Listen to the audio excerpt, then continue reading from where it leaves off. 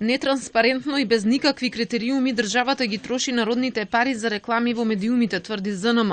Во последните 3 месеци од минатата година потрошила 7 милиони евра, 5 во телевизиите, а останатите 2 милиони во весниците.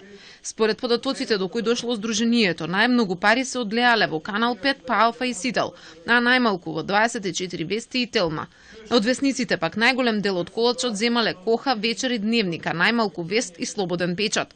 Со ова се докажува дека власта со финансирањето ги контролира провладините медиуми, а многу малку реклами пушта во критичките, вели председателот на ЗНМ Насер Селамани. Сега со практично политичката криза во Македонија покажа дека ние практично сме изместени од колосекот.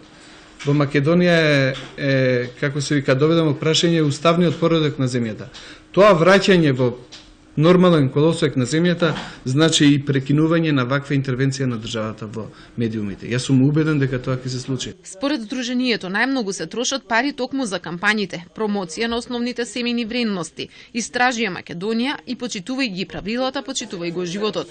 ЗНМ бара овој тип на кампањи да се регулира со посебен закон, во кој ќе се забрани јавните институции да финансираат политичка пропаганда во медиумите и јасно да се дефинира што е јавен интерес од нив. Сакаме да им порачаме дека било кој концепт би требало фактички нема да помине без нашите ставови, без нашиот новинарски фактички концепт за распределба на парите, меѓутоа и за нешто друго.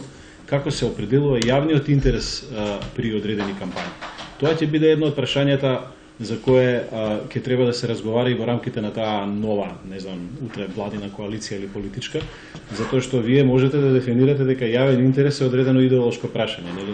Инаку Сдруженијето податоци за анализата добивало преку писмено барање за потрошени пари од институциите, национални и локални, како и од ценовниците на медиумите.